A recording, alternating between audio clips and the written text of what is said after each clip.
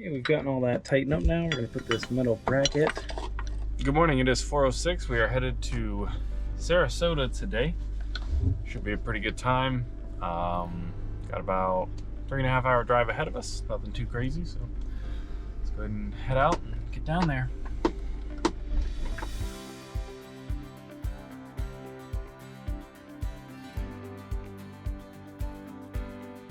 All right, we're about 10 minutes from our client now. Sun's up. Not too bad of a drive, honestly. I come to Tampa area all the time, so it's really not that bad.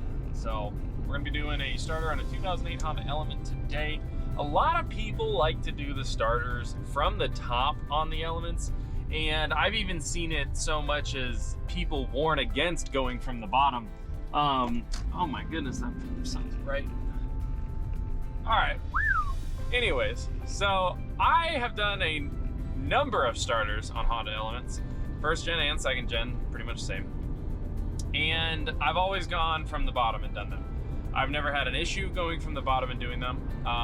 You have to be a little more precise with it. You have to kind of know what you're doing. But going from the top is an absolute pain because you have to take off the intake manifold, which removes the gaskets, the seals, all that kinds of stuff. And which means you have to replace all that stuff. I don't like to do that for my clients because that's just additional labor, additional materials, additional costs. It's just not worth it. I can do the starter from the bottom in about an hour and a half. It doesn't take a long time. It's pretty straightforward. It's very easy.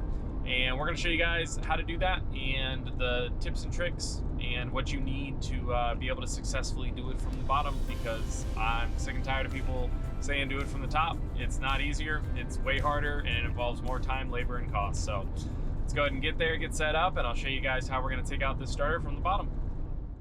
Okay guys, we are at this 2008 Honda Element. There's the starter right there.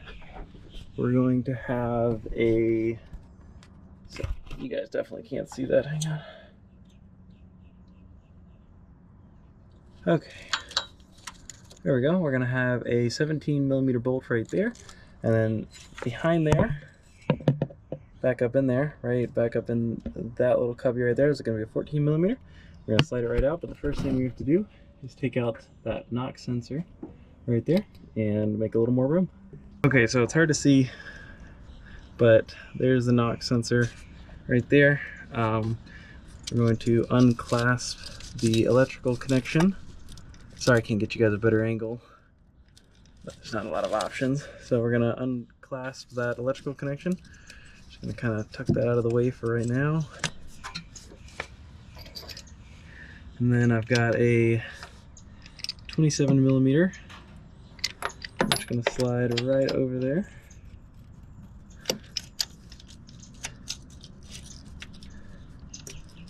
There we go.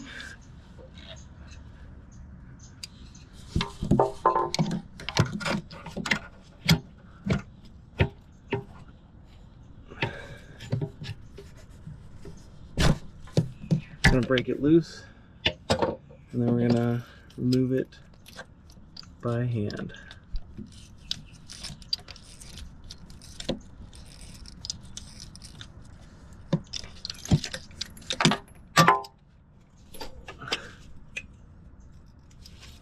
Come on.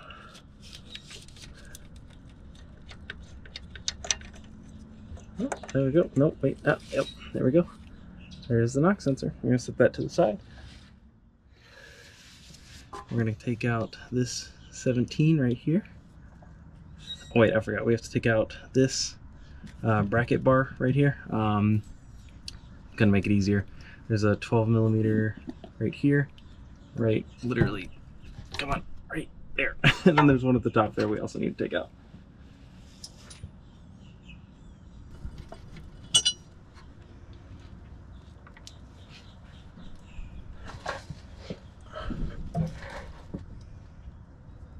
Oh, there's supposed to be a nut at the top of this, and there's not. It's just removing. There's another bolt up there that's supposed to be in place. That's interesting.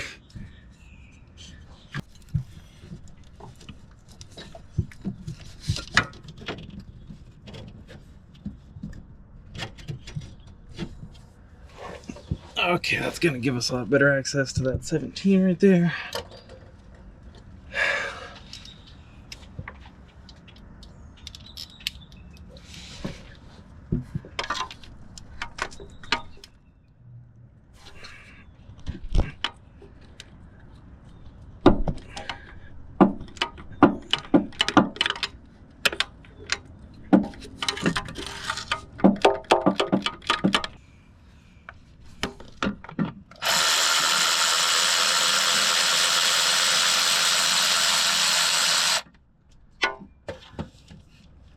All right, that's the first bolt out. That's the 17.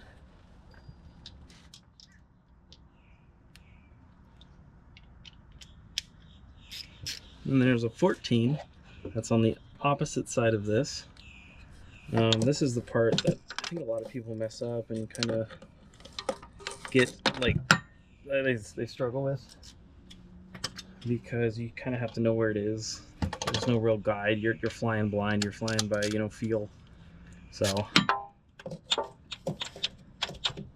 get your socket up in there, and then just kind of feel around. Oh, come on, I had it.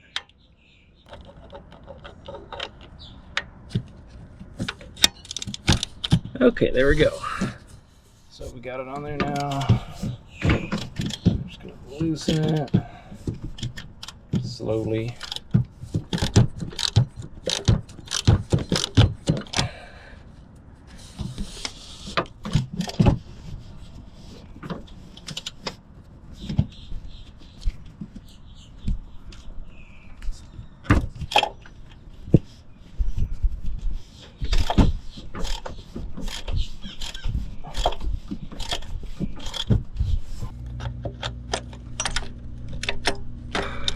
Okay, and there is the 14. So now the only thing holding on the starter is going to be the electrical connection, which we will take off here in just a second. We're going to kind of rotate it ever so slightly, just like that. All right, take off the electrical connection right there. And then we've got this one, which should be a 12 if I'm not mistaken. So I need to take that off.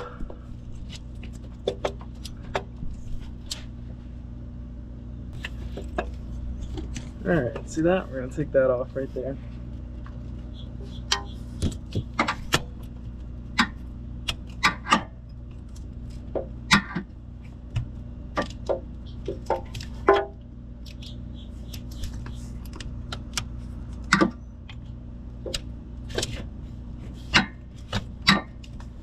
Just gotta break it loose a little. It's not on there super tight, or at least it shouldn't be. There we go.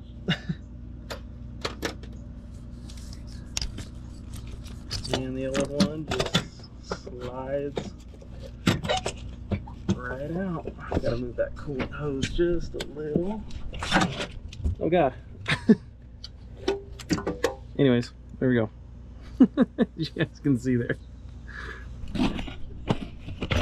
And that's where it goes.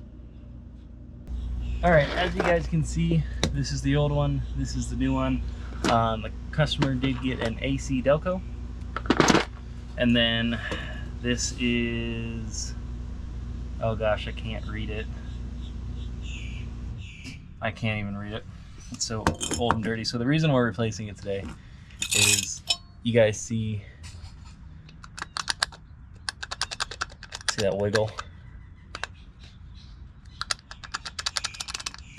Should not wiggle side to side like that, like this one.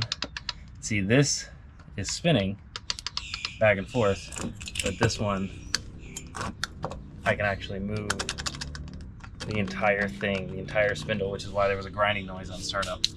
So this is actually the new and improved version that you can get. You guys can see it's slightly different. Still fit, still do everything we need it to do. So just gonna get that back in there, plug it in, we'll be good to go. First thing we're gonna do is attach cable right here, get a locking nut, pretty straightforward.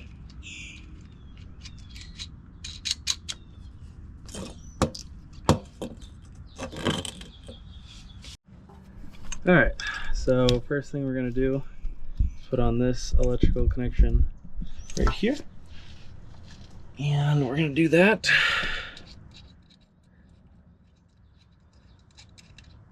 right on here. But the first thing we're gonna do is slide this kind of up and in here first. There's that metal bracket that should be out of the way. I don't know what it's doing. Get out of here.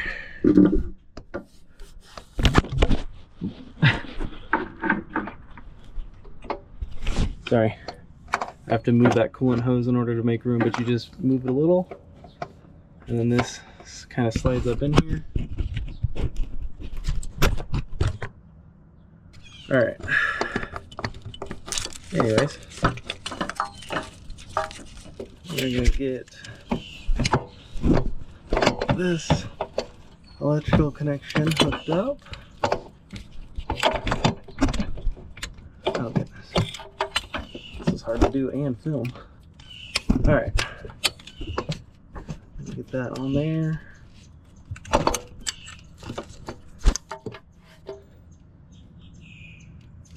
All right, see that?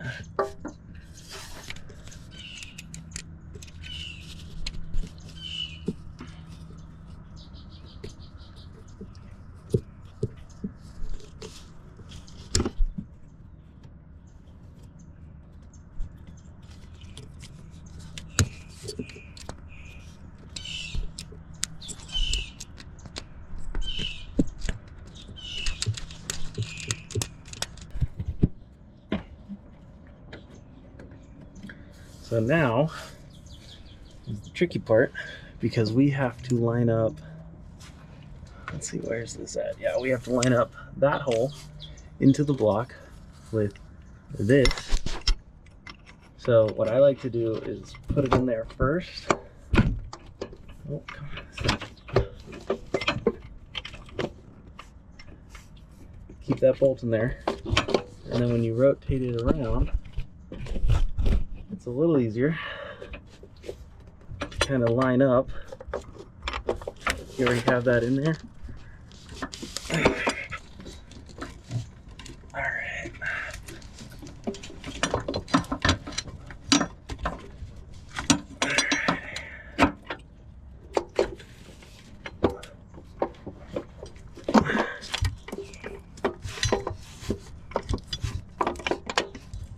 All right, I just felt it kind of click into place.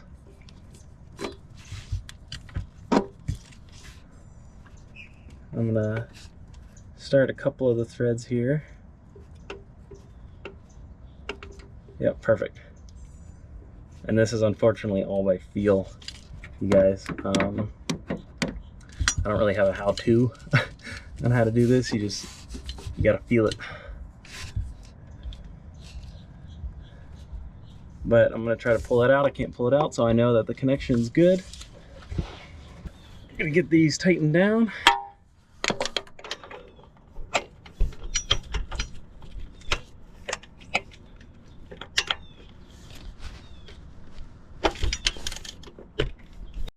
Okay, we've gotten all that tightened up now. We're gonna put this metal bracket back in here, which, again, there's supposed to be another bolt at the very top of this. There's not, so someone's clearly done this before, or at the very least moved this stuff. I don't know.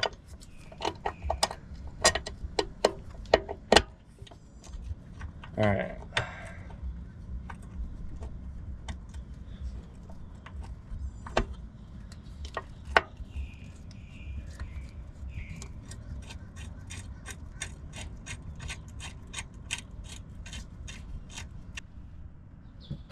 Again, give it a wipe off, a little clean real quick.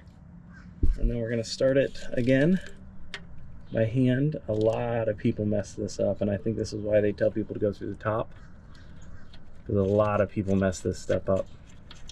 You should be able to thread that bad boy in completely by hand. And then when we go to tighten it, we are barely tightening it, you guys. Like we're getting it ever so slightly snug, because you don't want to damage anything. The electrical connection or the actual socket itself. All right, we're gonna get that on there. We're gonna get this on here.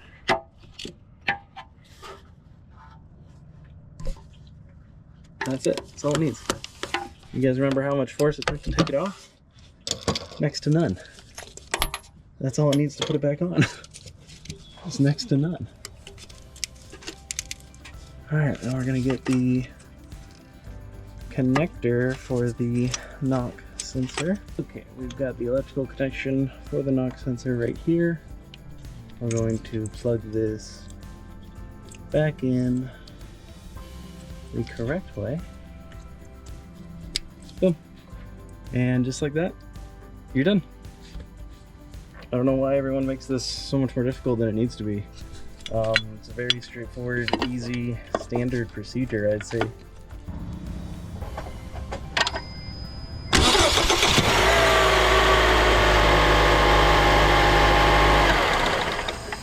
So that's it. Hopefully you guys liked that video and it was helpful for you. That is how to replace a starter on a 2003 to 2011 Honda Element from the bottom without taking off the intake manifold and going through a bunch of extra unnecessary steps. If you guys like this, like, share, and subscribe. See you guys in the next video.